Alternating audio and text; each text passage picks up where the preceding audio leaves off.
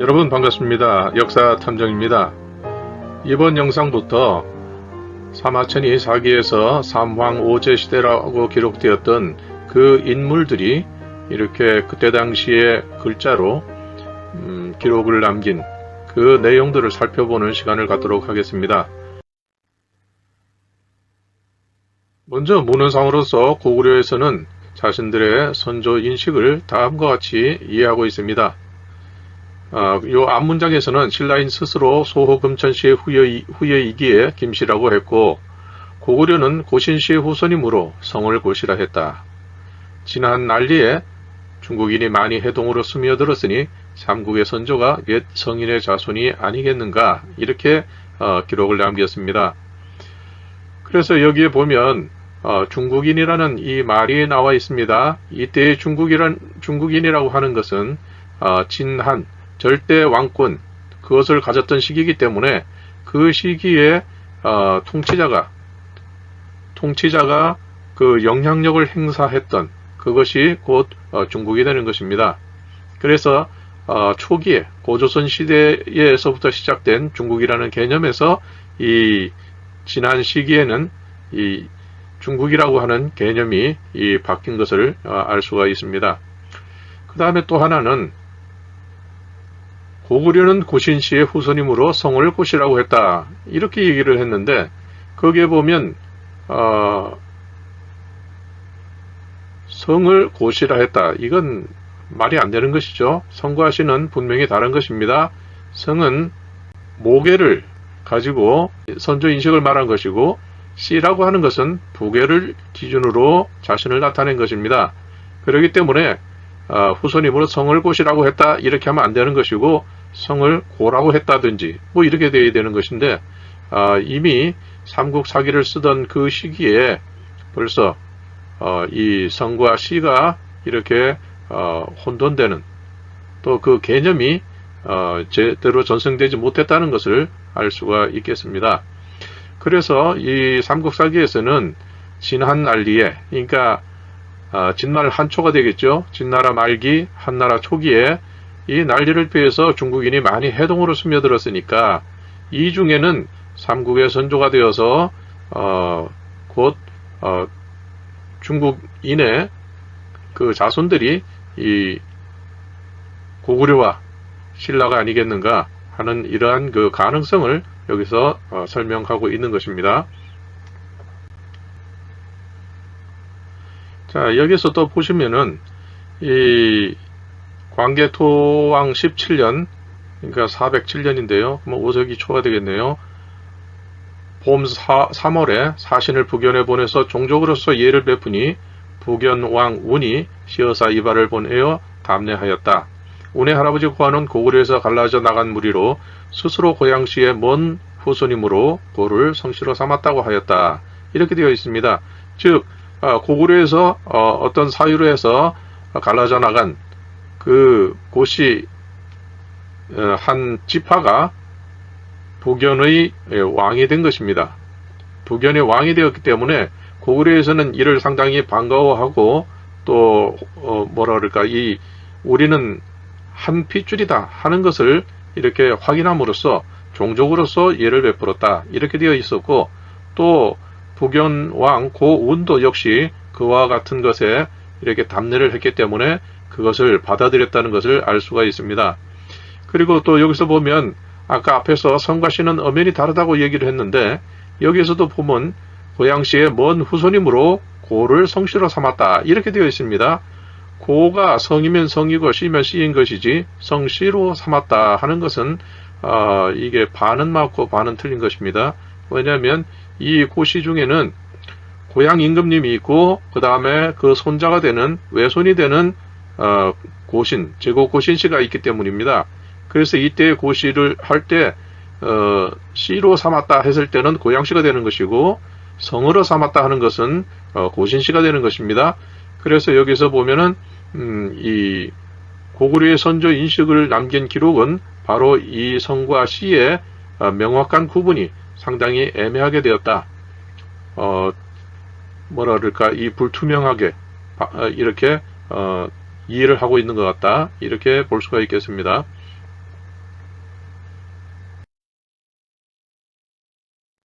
이때 당시에 여기가 이제 이쪽이 산통반도라고 치면은 여기서 바레만 일대이고요. 여기서부터 이렇게 남쪽으로 내려가는 이 지역 일대가 대문구 문화가 있었고, 또 여기에 하나님이 다스렸던 고조선이 존재했던 것입니다. 바로 그 영역 안에서 고구려와 북연이 이렇게 존재했던 것이죠. 그래서 여기에 보면 북연과 고구려가 서로 인접한 두 나라인데, 이 고운이라는 사람이 이 북연 왕이 됨으로써 고구려 광개토대왕은 상당히 반가운 그런 의미를 이렇게 애정을 이렇게 보내고 있는 것입니다. 자, 고운의 할아버지 고환은 고구려에서 갈라져 나간 무리로 스스로 고양시의 먼 후손이므로 고를 성씨로 삼았다. 앞에서 말씀하신 것처럼 성씨로 삼았다고 하는 것은 반은 맞고 반은 틀린 것입니다. 고양시를 기준으로 했을 때에는 고구려의 씨가 되는 것이고, 지국고신, 고신씨를 할 때에는 이것은 씨가 아니고 성이 되는 것입니다. 그래서 성과 씨는 엄연히 구분이 되어야 되는 것입니다.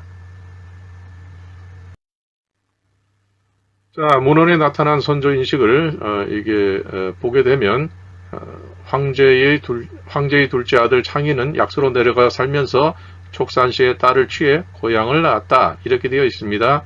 이거는 이제 촉산시라고 하는 것은 별도의 설명이 필요하지만 여기서는 생략하도록 하겠습니다. 이 촉산시라고 하는 것은 바로 신농 임금님 시조의 그 아들 쪽으로 전해지는 그러한 명칭이 되겠는데, 어찌됐건 여기서 창의가 촉산시의 딸을 취해 고향을 낳았다, 이렇게 되어 있습니다. 그 다음에 황제의 처 뇌전은 창의를 낳았고, 창의는 한류를 낳았고, 한류는 신중한 사람이었는데 사람의 얼굴에 세 부리가 있었고 기린의 몸에 고랑처럼 넓은 넓적다리를 하였다. 그는 아녀를 취해 전옥을 낳았다, 이렇게 되어 있는데, 여기서 집중하고자 하는 것은 이 사람을 소개하면서 사람의 얼굴에 세 부리, 기린의 몸에 고랑처럼 넓은 넓적다리, 이런 기괴한 이 표현이 있지만 이것이 생물학적으로 이해를 하려고 하는 것은 상당히 어리석은 일입니다. 이것은 사람의 얼굴에 세 부리라고 하는 것은 우리가 인방이 되는 것이고, 또 그 사돈이 되는, 또 외가가 되는 거기에는 새를 토템으로 하는 그런 것과 서로 혼인관계가 있었다는 것을 나타내 주는 것입니다. 그 다음에 기린이라고 하는 이것은 아직 역사에서는 뭐 상스러운 동물이다, 이렇게 말을 하지만 사실 기린에 대해서 정확한 이해를 하기는 좀 어렵습니다. 그러나 거기에 대해서 형상에 대해서 이렇게 그 표현한 것을 분석을 하게 되면 아마도 이 기린도 여러 가지의 토템이 복합적으로 나타나서 그 특징들을 각각 이렇게 갖게 되어 있을 것입니다. 또 전욱은 다시 말하면 고향 임금님 이름을 말합니다. 전욱은 아들 공선을 낳았고, 전욱이 죽자 현효의 손자 고신이 제위에 올랐는데 그가 제국이다. 제국 고신은 황제의 증손이다, 이렇게 되어 있습니다. 여기서 이것은 대체로 다 이런 순위로 이렇게 되어 있는데, 여기서 보면 전욱이 죽자 이렇게 되어 있고, 고신이 제위에 올랐는데 그가 제국이다, 이렇게 되어 있습니다. 전욱이 죽자 고신이 제위에 올랐다. 이 말은 무엇인가 하면 이 서로 한민족으로서는 고향 전욱 임금님이 부계가 되고 고신은 모계가 됩니다. 그렇기 때문에 이게 사돈 간에 이렇게 왕위를 주고받는 그런 제도를 이렇게 운영했던 것이다. 그래서 이것이 모계 사회에 대한 그 설명이 이해가 되어야 이 부분이 좀 구체적으로 이해가 될 것인데, 이것은 또 상당한 그 시간이 필요하기 때문에 여기서는 그냥 결론적으로만 말씀을 드립니다. 그 다음에 여기서 보면 궁선 이렇게 되어 있습니다. 이 궁선이라고 하는 것을 보면 이것은 매미선자거든요. 그래서 이 고대의 유물 중에서 보면 그 매미를 가지고 이렇게 그때 당시의 글자와 매미의 형상을 가지고 유물로 우리에게 보여지는 것이 있습니다. 그러한 것들은 아마도 고향 임금님의 아들과 또 그 후대를 표현한 것이 아니겠는가 이렇게 추정해 볼 수가 있습니다. 진나라의 선조는 제전욱의 후손인 손녀 여수다. 여수가 배를 짜고 있는데 제비가 알을 떨어뜨려 여수가 알을 삼키고 대업이란 아들을 낳았다. 대업은 소전의 딸 여화를 취하여 대비를 낳으니 대비는 우와 더불어 홍수를 다스렸다. 이렇게 되어 있습니다. 여기서 보면 여수가 알을 삼켰다는 것은 무슨 말인가 하면 이 알이라는 것은 우리말에 순우리말로서 해, 태양 이렇게 되어 있습니다. 그렇기 때문에 제비가 알을 떨어뜨려서 여수가 알을 삼켰다. 이것은 제비와 여수가 이게 보면 새를 토템으로 하는 그 집단의 딸이라는 것을 알 수가 있겠고 알을 삼켰다는 것은 바로 한민족의 시조가 되는 신농 임금님 천신 그 해를 최초의 토템으로 삼았던 그 신농 임금님의 그 자손과 혼인을 해서 대업이란 아들을 낳았다는 것을 이렇게 표현하고 있는 것입니다. 그 다음에 제전욱 생자왈 궁선 이렇게 했는데 뭐 앞에 설명되어 있는 그 문장과 같은 내용입니다. 전욱이 아들을 낳고 궁선이라 했다. 그랬을 때 이 선자는 매미선자인데 이것이 토템을 나타낸 것이다. 이렇게 볼 수가 있겠습니다. 자, 그러면 그때 당시에 고향 임금님의 시기에 이렇게 나타난 근문이 여기에 앞으로 계속 보여지게 됩니다. 보시게 됩니다. 자, 그러면 먼저 최초의 이 글자를 보도록 하겠습니다. 여기에서 보면 고자입니다. 이거는 그때 당시의 고자입니다. 그래서 이 고자는 그 중에 요것은 이 삼각형 이것은 이미 여러 차례 삼신을 설명하면서 이것은 공간을 얘기할 때는 삼신을 모신 집이라고 그렇게 설명을 드렸습니다. 이것은 설문해자를 통해서 집이라고 읽고 모일 집자로 씁니다. 그렇기 때문에 삼신이 모여있는 집, 삼신을 모신 집 이렇게 되는 것입니다. 그래서 요거는 족칭이 되는 것이죠. 족칭. 그리고 고대의 글자에는 기수와 서수가 구별이 없기 때문에 이것은 전체적인 문장을 가지고 이것을 기수냐 서수냐를 판단을 해야 되는데 이것이 기수로 볼 때에는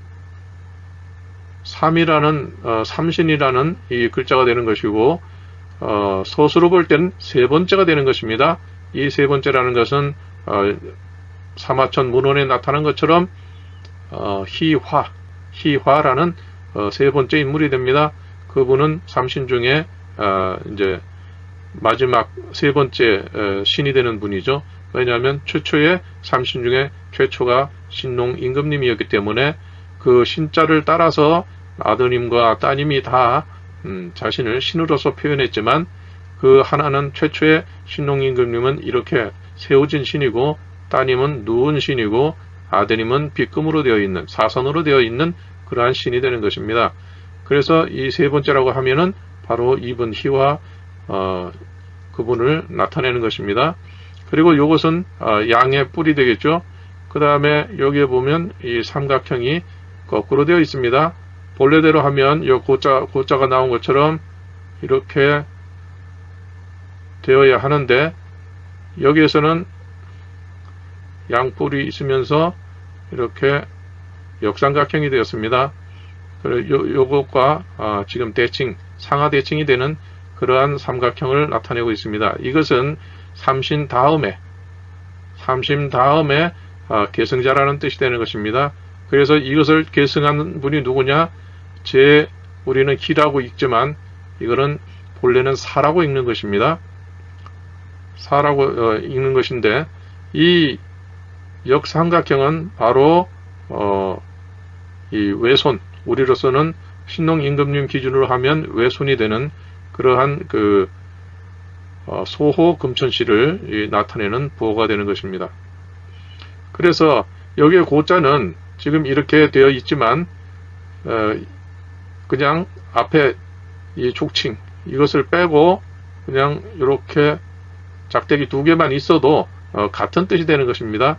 이 대신에 이것이 있다 하면 좀 더 분명하게 자기의 소속되는 그 족단이 무엇인가 이것을 밝혀준다고 하겠습니다. 그래서 여기에 보면 여기에서 바로 이 족칭이 생략된 이 고자가 나타났고 여기서는 이 족칭이 들어있는 고자로 이렇게 표현을 했습니다.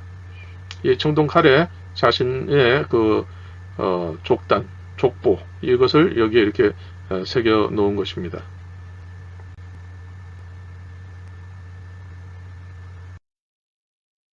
자, 그러면 사마천은 이 고향 임금님을 뒤에 전욱이라고 붙였습니다. 이거는 무슨 뜻일까? 이것을 한번 살펴보도록 하겠습니다. 여기서 고향 임금님은 고, 이것은 양자입니다. 그런데 이거는 둥근 해를 나타냈습니다. 그러면 사마천은 이것을 전욱이라고 이렇게 읽었다, 설명했다는 것을 이해할 수가 있겠습니다. 그러면 이 명칭을 통해서 사마천의 의도가 무엇인가를 우리가 짐작해 볼 수가 있을 것입니다.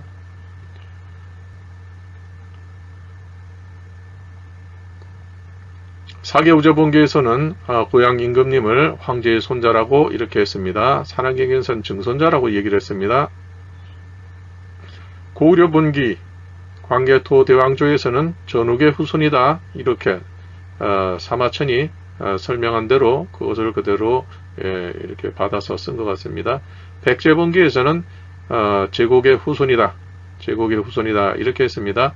아까 말씀드린 것처럼 고향 임금님, 고향 전욱 이분이 최초의 고시가 될 것이고 그 다음에 이 제국 임금님은 바로 전욱의 외손자가 되는 그런 입장이 됩니다. 그러면 여기서 한번 이제 살펴보도록 하겠습니다. 여기서 전욱 오로지 전 미혹하다, 어리석다 이런 뜻으로도 읽을 수가 있는 글자가 되는데 그렇기 때문에 오로지 전횡하는 어리석은 그런 임금님이다, 고향씨였다 이렇게 설명할 수가 그렇게 할 수도 있습니다.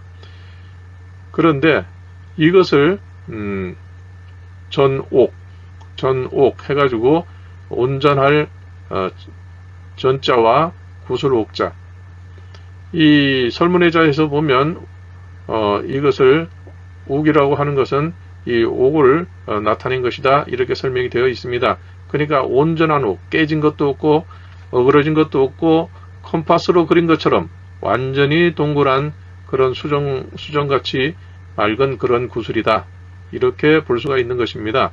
그렇기 때문에 같은 발음으로 하는 이 전자는 바로 이 글자를 사마천이가 의도적으로 요 글자로 바꿨음을 알 수가 있습니다. 또 여기에 보면 이 14라고 하는 것은 이 고대 그 발음을 17부로 나누어서 이것을 그 같은 글자를 어떻게 변형시켰는가 또 어떻게 발음이 변해왔는가 이것을 추적하는데 상당한 도움이 되는 그러한 분류법입니다. 그래서 여기서 보면 전이라는 것과 이 전은 발음이 같은 14부가 되는 것이고 욱이라고 하는 것은 옥을 나타내는 이 3부와 발음이 같습니다. 그리고 설문해자에서도 설명을 그렇게 하고 있습니다. 그렇기 때문에 이 본래의 고향 전욱이 아니라 고향 전옥 혹은 발을 정자를 써서 아주 똑바른 그런 구술, 옥 이렇게 볼 수가 있는 것입니다. 그래서 이것을 구술 옥자로 이렇게 보는데 구술 옥자 중에서도 가장 완전한 옥, 가장 바른 옥 이렇게 해가지고 정옥이나 전옥으로 읽는 것이 사실은 맞는 것인데 이제 사마천은 이 고향 임금님을 그 정통으로 삼기가 싫었기 때문에 왜냐하면 한나라 요방의 그 가계를 이게 황제에 두고 있기 때문에 이 고향씨, 이 상대 쪽에 있는 고향씨에 대해서는 그렇게 호의적으로 받아들이지 않았을 것입니다. 설문에서 보면 이 전이라는 것은 완전하다는 뜻이다, 온전하다는 뜻이다 이렇게 설명을 하고 있어요. 이 전자를 따랐다, 이 두 글자가 합해져서 전자가 된 것이다 이렇게 되어 있고, 전문에서는 이 두 글자를 합쳐서 이렇게 전자로 썼다, 그리고 옥을 표현한 것이다 이렇게 설명을 하고 있습니다. 자, 근문상으로 이렇게 보면 고향 임금님은 신농 하나님의 손자로 역사상 실존 인물이다. 그리고 그 족보로 볼 수 있는 그 근문 족보가 나와 있습니다. 그래서 그거는 이 뒤로 가면 그 설명이 될 것입니다. 그래서 그것을 통해서 볼 때에 고향 임금님은 신농 하나님의 손자이고 따라서 역사상 실존 인물이다 이렇게 볼 수가 있는 것입니다. 근문상의 이름은 여기서 알고향이라고 하는 것은 바로 요 동그라미를 말합니다. 해를 나타내는 것. 이것은 순우리 말로 하게 되면 알이 되고 해가 되고 태양이 되는 것입니다. 그래서 고양 할 때 이분을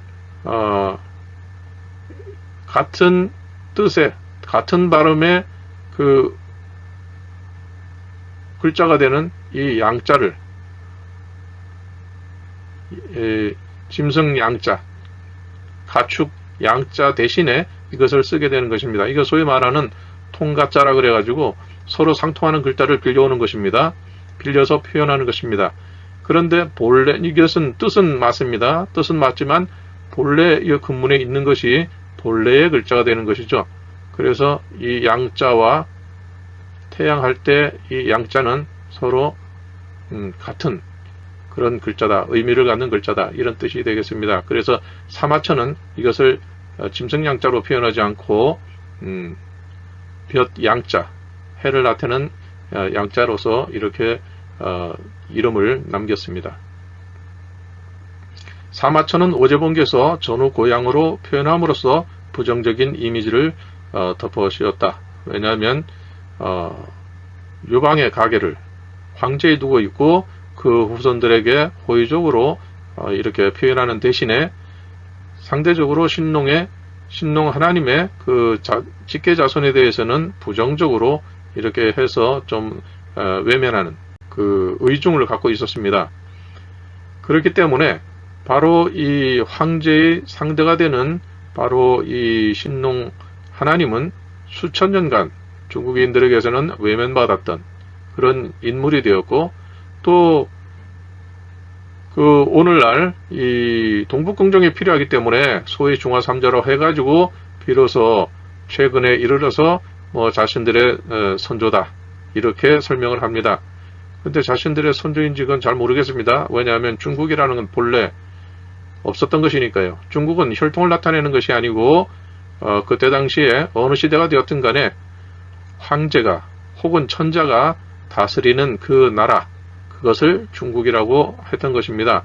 그렇기 때문에 그것은 혈통을 기준으로 하는 그러한 의미가 아니라 지리적 중심지라는 그런 의미를 나타내는 것이기 때문에 어느 민족이 천자의 자리에 앉든지 간에 그 천자가 다스리는 강력은 중국이 되는 것입니다.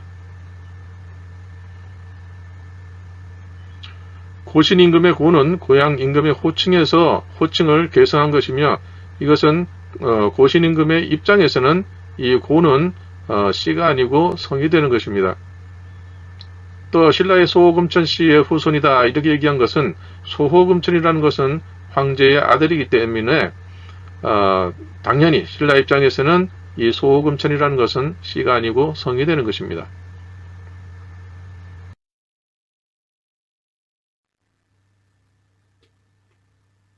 앞에서 살펴본 것처럼 사마천의 사기를 비롯한 여러가지 전해온 문헌 기록과 또 실제 그때 당시에 그 근문을 비교해보면 상당한 차이가 있다는 것을 발견하게 됩니다. 그래서 그 내용을 살펴보면 고향 임금님은 신화적인 인물이 아니라 역사적 실존 인물이었다 하는 것을 우리가 알 수가 있겠습니다. 고향 임금 시대에서 2000여 년 후에 사마천이 기록한 사기는 근문의 족보와 비교할 때 성과 시의 구별에 오류가 있다. 이것을 알 수가 있습니다. 또 이런 오류는 고조선 시대는 모계사회였고 사마천이 기록을 남겼던 시기는 철저한 북의 사회였기 때문에 이러한 인식의 어떤 그 차이로 인해서 목의 사회였던 고조선 시기의 기록을 북의 사회의 시선으로 해석한 결과로 오류가 나타나게 되었다. 이런 것을 알 수가 있겠습니다.